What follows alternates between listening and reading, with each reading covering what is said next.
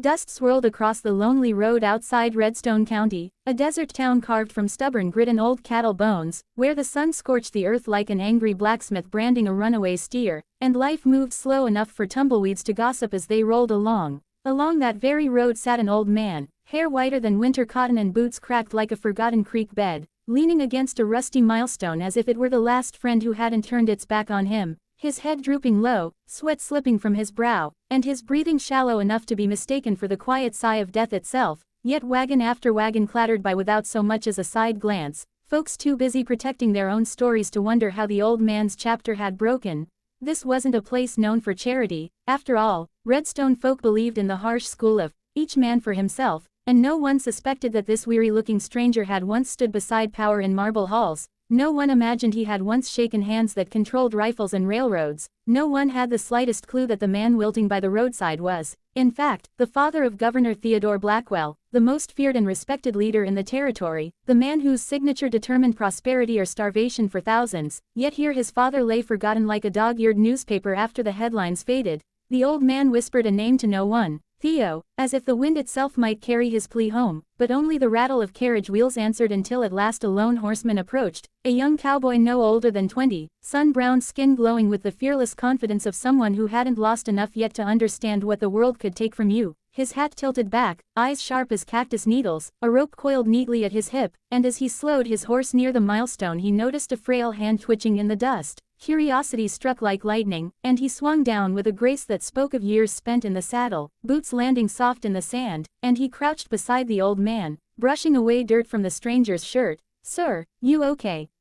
the cowboy asked, in a voice carrying a mix of concern and disbelief, because how could everyone else have missed this suffering soul? The old man tried to reply but his throat gave only a dry croak, so the cowboy fumbled for his canteen, placing it against cracked lips, the water disappearing greedily like the desert swallowing rain. Slowly, breath steadied, eyes opened, and the stranger beheld his rescuer, a kid with more heart than sense, more decency than any passerby who had left him to die. And the old man's voice finally rasped out, They all rode past, except you," and the cowboy shrugged with a half-smile, brushing embarrassment off like flies. "Reckon a man deserves help if he's still breathing," he said, unaware of how deeply that simple sentence struck the stranger's tired soul. The cowboy introduced himself as Colt Maddox, a ranch hand with dreams bigger than his paycheck, a kid who believed that kindness didn't need a reward to be worth giving, although life rarely let kindness go unpaid, for better or worse. And as Colt helped the old man to his feet, propping him carefully onto his horse, he failed to notice two men across the road stepping from behind boulders, eyes narrowing like predators spotting prey, muttering to each other as they watched the strange rescue.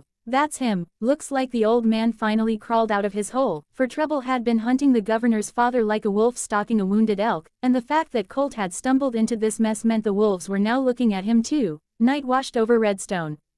County like ink spilled across parchment, and the stars glimmered above as silent witnesses to the chaos brewing below, while Colt Maddox led the old man into a tiny barn on the outskirts of town, a hidden refuge owned by an elderly widow who asked no questions as long as your boots were clean and your conscience cleaner. Inside, lantern light flickered over dust motes dancing like nervous spirits, and the cowboy gently eased the stranger onto a hay bed, noticing the man's eyes holding secrets heavy enough to make the walls bow. The old man finally found breath to speak his name, Silas Blackwell, and Colt froze harder than ice in a winter trough, because everyone in the territory knew that name. The father of Governor Theodore Blackwell, the man who ruled the land with unshakable authority and a voice that could raise armies or silence riots. Colt felt a chill crawl up his spine, knowing that if Silas was here, half dead on a forgotten road, then something foul was festering behind the political curtains of the capital city, and those two men lurking like vultures earlier were no coincidence. Silas explained with a trembling voice that he had been kidnapped by ruthless men who wanted to control the governor through family blood,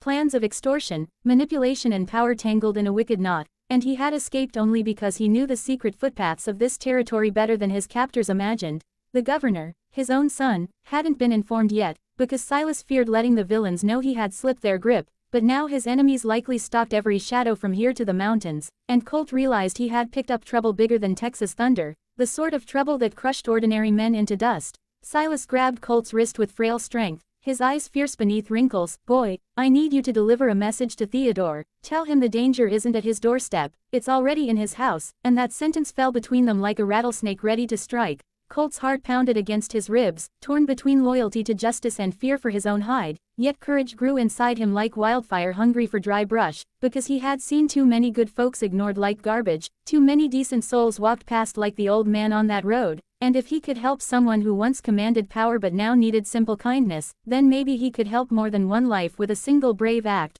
Loud hoofbeats suddenly shattered the stillness, echoing across the hills, and Colt peeked through the slats of the barn to see lanterns bobbing like angry fireflies as riders approached, rifles glinting under the moon, proving that the wolves had indeed scented their prey, leaving Colt with only seconds to decide whether to run, hide, surrender or fight, knowing whichever path he chose would change the fate of a governor, a territory and his own name in history. He clenched his jaw, gripped his revolver, and whispered to Silas, "No one's ignoring you ever again, sir, not while I'm breathing."